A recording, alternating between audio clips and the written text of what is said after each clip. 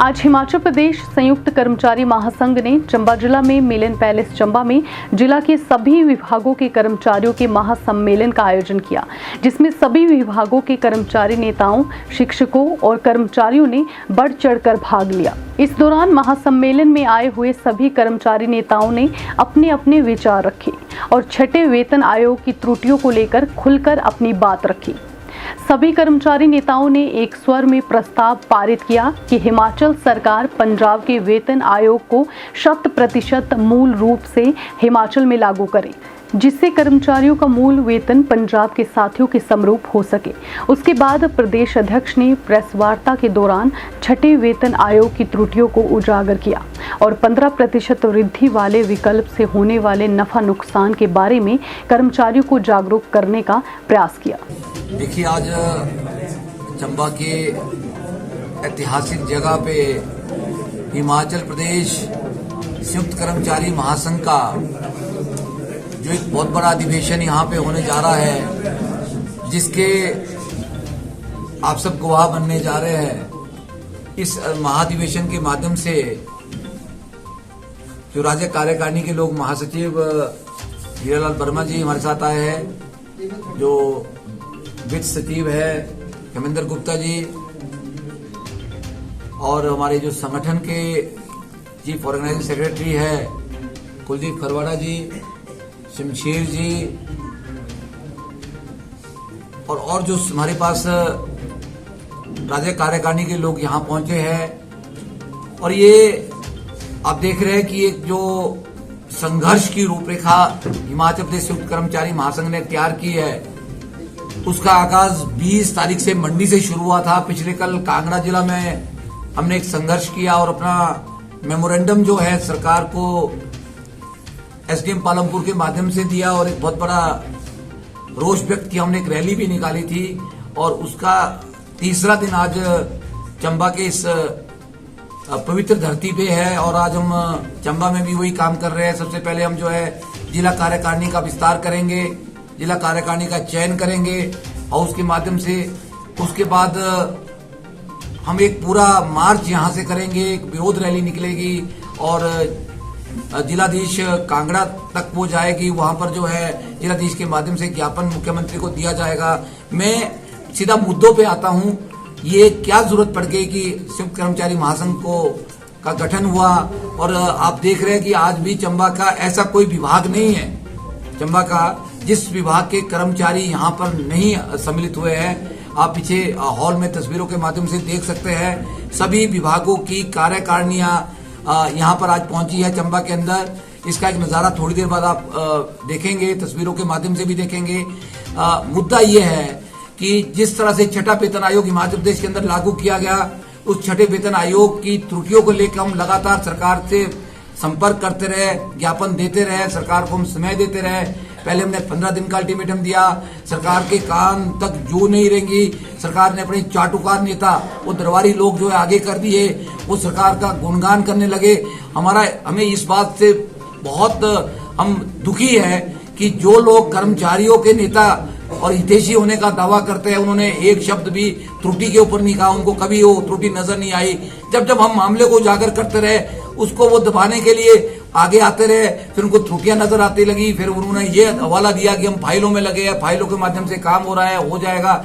वो हमारी इस मुहिम को कमजोर करने का प्रयास करते रहे, बार बार कहते रहे कि इनके साथ 40 लोग नहीं है, 40 संगठन बताते हैं, ये कभी संघर्ष नहीं कर पाएंगे। लेकिन अब उनके मुंह बंद हो गए, आप देख रहे हैं, उनके साथ जवाब नहीं है। मंडी में जिस तरह से जन आक्रोश कर्मचारियों का आपने देखा, उसके बाद कल कांगड़ा में देखा, उसकी एक और झलक आज चंबा में दिखेगी। तो मैं उन भाइयों को ये कहना चाहता हूं कि अब शायद आपके होश ठिकाने आगे हो गए, आप कर्मचारियों को गुमराह नहीं कर सकते हैं। हिमाचल का कर्मचारी जागरूक है, वो अपने अधिकार को लेना जानता है, वो किसी के तलवे चाटने नहीं जानते। जरूरत नहीं हमें, हम किसी एक के नौकर नहीं है, हम सरकार के नौकर है, सरकार की नौकरी कर रहे हैं और हम सिद्धांतिक मांग कर रहे हैं। हम 1 रुपया आपसे ज्यादा नहीं मांग रहे। हम ये बोल रहे हैं जो पंजाब का एग्रीमेंट MOU 1978 से हिमाचल का पंजाब के साथ है, उसके तहत जो वेतनमान 1/1/2016 को हिमाचल के कर्मचारियों को मिलना चाहिए, उस वेतनमान की मांग हिमाचल प्रदेश का कर्मचारी कर रहा है। हम सिर्फ वो मांग रहे हैं। उसके लिए आप आज बात कर रहे हैं, जब इतना विरोध हो रहा है, इतना दबाव सरकार के ऊपर पड़ रहा है कि कल आनंद भानन में वो कमेटी बनाने की बात की।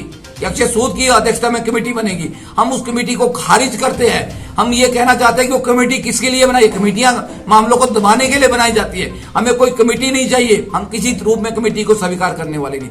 हमारा एकमात्र उद्देश्य है सरकार हमें वार्ता के लिए बुलाए।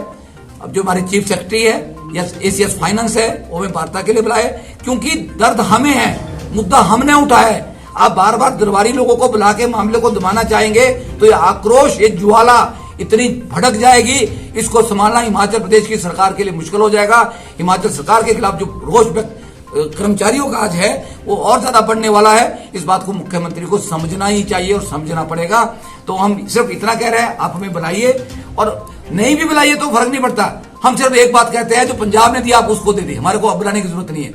हम आपके दरबार में नहीं आना चाहते हैं, हमें उसकी हाजिरी लगाने की जरूरत नहीं है। हम हिमाचल के कर्मचारियों को उनका हक दिलाना चाहते हैं। जब तक हमारे कर्मचारियों को हक नहीं मिलेगा, साथियों, हम मीडिया के माध्यम से भी ये कह रहे हैं, हम सरकार के खिलाफ इतना बड़ा आंदोलन खड़ा कर देंगे कि सरकार की मुश्किलें बढ़ जाएगी। हम ब्लॉक लेवल तक आंदोलन ले जाएंगे। हम ये सरकार ना सोचे कि एक दिन हम सचिवालय में, विधानसभा में आएंगे और आंदोलन खत्म कर देंगे। हमारा आंदोलन तब तक जारी रहेगा जब तक हमारे अधिकार हमें नहीं मिलेंगे। जो ये हमारा मांग है, हम बड़ा स्पष्ट कह रहे हैं, आप पंजाब से डेविएट हुए हैं। हम ये चाहते हैं 1-1-16 को आप पंजाब के बराबर मूल वेतन मान देते, वो चाहे नए कर्मचारी है चाहे पुराने कर्मचारी है। वहां दिक्कत क्या हो रही है, हमारे कर्मचारियों को 3,000 से लेकर 10,000 की बेसिक जो है पीछे हो रही है। वो आंकड़े मैंने बार बार दिए है प्रेस कॉन्फ्रेंस के माध्यम से, उसको देने की जरूरत नहीं है। हमारे साथी जब हम मुद्दा उठाते हैं तो पीछे आ जाते हैं। हमने 15% का उठाया, उन्होंने पीछे राग लगा दिया 15%। को लगता है कि 15% होने वाला है तो क्या बोलता है, हम फाइल लेके चले जी, होने वाला जी, हम करा रहे हैं। कोई बात नहीं, आप करा रहे हैं, हमें क्रेडिट नहीं चाहिए, आप ही करा दो, पर करा दो ना, तो टुकड़े टुकड़े करके तो मत दो ना हमारे को। पर उस 15% देने से कितनों को फायदा हुआ है उनको आंकड़े नहीं पता, उनको नहीं पता कितनों को फायदा हुआ। वो बोलते हैं हमने फायदा दिला दिया, धन्यवाद करनी शुरू हो गए। लेकिन आज हमने बोला कि हमें जो है राइटर खत्म करना है, तो कल मैं 1-2 मित्रों की देख रहा था, प्रेस कॉन्फ्रेंस कर रहे थे, उन्होंने क्या कहा कि अब सरकार मान रही है, हम काम कर रहे हैं, अब 2 साल का राइटर खत्म होने वाला है, और वो बोलता है कि निश्चल की बात हम बाद में करेंगे।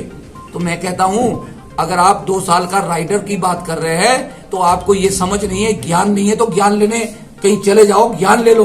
आपको बताऊं, जिस राइडर की बात कर रहे हैं आप, उस राइडर को 2 साल की कंडीशन हटाने के बाद भी हमारा कर्मचारी, जो हिमाचल सरकार ने, पंजाब तो बहुत दूर है, जो हिमाचल सरकार ने इनिशियल स्टार्ट किया ना सर, जहां दिया है वहां नहीं पहुंच रहा है। मैं आपको अगर एक एग्जाम्पल कोट करके बताऊं, लेक्चर का इनिशियल स्टार्ट जो है पंजाब के अंदर 49,900 रुपए, हमारी मांग 49,900 की है, बेसिक, खाली बेसिक। और हिमाचल कितना दे रहा है, 43,000, अब 7,000 पीछे बेसिक में है। और फिर आप बोलते हैं कि हम क्या करेंगे, 2 साल का राइडर हटा देंगे। अगर आप 2 साल का राइडर हटा देंगे, इनिशियल छोड़ देंगे, तो उसकी गणना 15% के साथ अगर होती है तो वो पहुंचता है व्यक्ति 38,000 में। अगर मैं आंकड़े गलत कह रहा हूं तो आप उसको चेक कर दीजिए, 38,000 कुछ में व्यक्ति पहुंच रहा है। तो आपका इनिशियल स्टार्ट 43,000 है, आप 2 साल की शर्त हटाने की बात कर रहे हैं, उस शर्त से आप पहुंच रहे हैं 38,000 में, तो आप तो 43,000 नहीं पहुंच रहे। हमने पहुंचना कहां है, 49,900 में पहुंचना है। तो कैसे पहुंचेंगे, वो तब तक नहीं पहुंच पाएंगे जब तक आप इनिशियल जो स्टार्ट है उसको बहाल नहीं करेंगे, पहली बात। उसके साथ साथ जो एनोमली हिमाचल प्रदेश के कर्मचारियों की हो रही है, वो एनोमली 4-9-14 के कारण हो रही है। एक साथ के लगे हुए कर्मचारी, क्या हो रहा है उसमें, मान लो मैं कल भी एक एग्जाम्पल कोट किया था, एक डेट में जेबीटी लगा है और उसमें कुछ लोग पदोन्नत होकर सीएसटी बन गए, कुछ लोग जो है वो एचटी बन गए। आज क्या हुआ, जो एक 2016 की फिक्सेशन हुई, उस नए स्केल में जनवरी 22 में जो जेबीटी है वो सीएसटी से आगे निकल गया, सीएसटी जेबी से पीछे रह गया। जबकि जेबीटी के बाद एचटी बनता है, फिर सीएसटी बनता है, और उसके साथ का जेबीटी जो है वो टीजीटी से आगे निकल गया। इस तरह की एनोमलियां है साथियों। इन एनोमलियों के बारे में अगर हम नहीं जागरूक हुए तो हमें लगता है कि हमें पढ़ा लिखा होने का कोई अधिकार नहीं है, और हमारी समझ का और हमें एक प्रबुद्ध व्यक्ति होने का भी कोई नैतिक अधिकार नहीं है। तो हमें जागरूक होना पड़ेगा, अपने हक के लिए लड़ना पड़ेगा, क्योंकि एक हिरार्की होती है पोस्ट में। आदमी पदोन्नति लेता है तो वो ऊपर जाता है, उसकी जिम्मेवारियां बढ़ती है, उसका तनख्वाह बढ़ती है, उसका पे स्केल बढ़ता है। तो मैं बोलूं आपको कि सीएसटी कम तनख्वाह लेगा, जेबीटी ज्यादा लेगा, ये क्या न्याय है? एक टीजीटी कम तनख्वाह लेगा, जेबीटी ज्यादा लेगा। ऐसा हजारों केस ऐसे इस वक्त जो है हिमाचल सरकार और वित्त विभाग के जो अधिकारी बैठे हुए, जो सरकार को गुमराह करते आए। बाल्दी जी की जो देन है ना, वो देन आज तक चली है। उसके बाद जो अब आज के अधिकारी बैठे हैं वो भी इसी तरह फाइलों में उलझा रहे, मुख्यमंत्री को उलझा रहे, वो सरकार को गुमराह कर रहे हैं कि कमेटी बनाओ, उसको मामले को दबा दो। तो हम उनको ये सचेत करना चाहते हैं, कर्मचारी पढ़ा लिखा है, जागरूक है, आप उसको गुमराह नहीं कर सकते हैं। आप जितने मर्जी चाटुकरों को खड़ा कर दे, लोग उनको नकार रहे हैं, उनके खिलाफ आप देख रहे हैं लोग किस तरह के नारे भी लगा रहे हैं, कितना गुस्सा उनके खिलाफ है।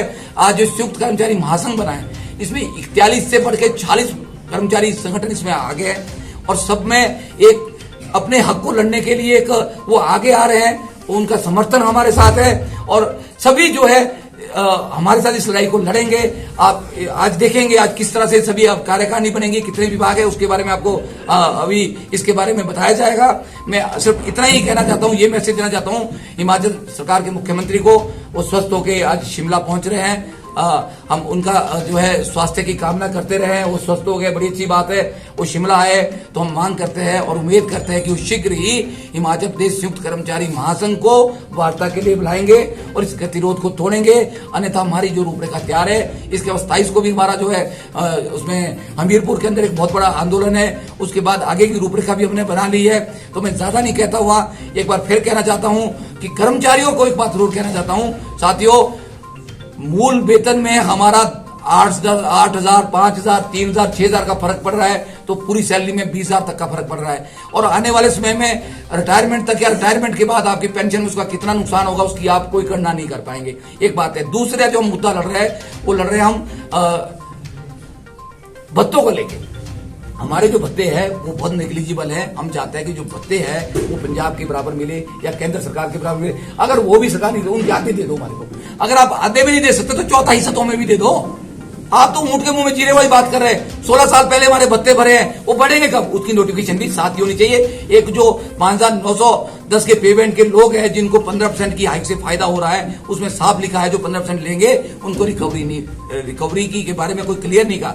एक तो कहा कि हम एरियर नहीं देंगे, पर रिकवरी उनकी स्टैंड कर रही है। हम बार बार ये मांग करें कि उनकी रिकवरी को के बारे में सरकार का क्या स्टैंड है, आप बताइए। आप एक लेटर इशू करें फाइनेंस डिपार्टमेंट की, किसी तरह की कर्मचारी की कोई रिकवरी नहीं होगी, तब हम मानते हैं कि हमारा जो फाइनेंस विभाग या हमारी सरकार जो है वो सच में कर्मचारियों के साथ न्याय कर रही है। ऐसा नहीं है। और एक और बात कहना चाहता हूं, आज शायद जुडिशरी के लोग यहाँ बैठे होंगे, मुझे डिफरेंट कॉर्नर से फोन आए। हिमाचल प्रदेश के सबॉर्डिनेट जुडिशरी के 3200 एम्प्लॉई जो डिस्ट्रिक्ट कोर्ट में सेवाएं दे रहे हैं, उनको हिमाचल प्रदेश वेतन आयोग लागू करना भूल गई। उनकी एक बड़ी मांग है कि हम भी न्याय व्यवस्था में काम कर रहे हैं, उसका एक हिस्सा है। और हम जो है हम भी वेतनमान चाहते हैं और हमेशा होता रहा है। उनका वेतनमान को रिवाइज करना चाहिए था और क्यों भूल गई, इतनी बड़ी मिस्टेक। क्या ये हिमाचल प्रदेश के जो वित्त विभाग उनको नहीं पता है? तो इस तरह की सरकार चल रही है। मुझे लगता है सरकार की स्थिति भी ठीक नहीं है। अगर ऐसा काम हुआ तो ये सरकार के लिए आने वाले समय में, अभी म्युनिसिपल के इलेक्शन होने हैं, फिर आगे जाके इसके इलेक्शन होने हैं, विधानसभा के होने हैं, तो मुझे लगता है सरकार के लिए भी अच्छे संकेत नहीं है। हम सरकार का विरोध नहीं करना चाहते हैं, हम सरकार के विरोधी भी नहीं है, लेकिन एक बात जरूर कहना चाहते हैं, जब तक हमारी मांगों के ऊपर सरकार बात नहीं करेंगी, हमें उसका जो है जवाब नहीं मिलेगा कि हम क्यों डेविएट हुए पंजाब से, मेरा कर्मचारी 1 रुपए भी पीछे क्यों है, उसका जवाब पूछना चाहते हैं हम। जब तक वो जवाब नहीं मिलेगा तब तक ये आंदोलन चलता रहेगा और एक बढ़ता रहेगा, एक आक्रोश के रूप में ही आगे बढ़ता रहेगा। मुझे ये आज कहना था। बाकी ये रैली हमारी जो होगी, हमें चाहूंगा कि उसको भी आप कवर करें, ताकि एक मैसेज जो है जरूर जाए चंबा से कि कर्मचारी एकजुट है कि नहीं है। जो ये एनजीओ के लोग हैं जो बार बार बोल रहे हैं कि नहीं, हालांकि एनजीओ की अगर मैं बात करूं तो उसमें जो विनोद कुमार जी है, विनोद कुमार जी जो है एनजीओ के अध्यक्ष का जो सिस्टम था इनका, उस सिस्टम के तहत जो है चुनाव जो है तो उनको कर्मचारियों ने चुना था। हालांकि एनजीओ के अंदर जो है बहुत कम विभाग रह गए, वो लगभग 30% कर्मचारियों का रिप्रेजेंटेशन भी नहीं करता अगर मैं बताऊं। लेकिन जो जितना भी करता है उसमें विनोद कुमार जो ठाकुर जी है, उनका जनाधार था, उनको कर्मचारियों ने चुना था। लेकिन मुख्यमंत्री कार्यालय ने जो है सीधा हस्तक्षेप कर जो है कर्मचारियों को जो है बांटने का प्रयास किया। वहां पे एक ऐसे व्यक्ति को बिठा दिया जिसके साथ ना कर्मचारी है, ना समझ है, ना सोच है, ना उसको पता है कि कैसे आगे बढ़ना है, कैसे कर्मचारियों की बात को रखना है।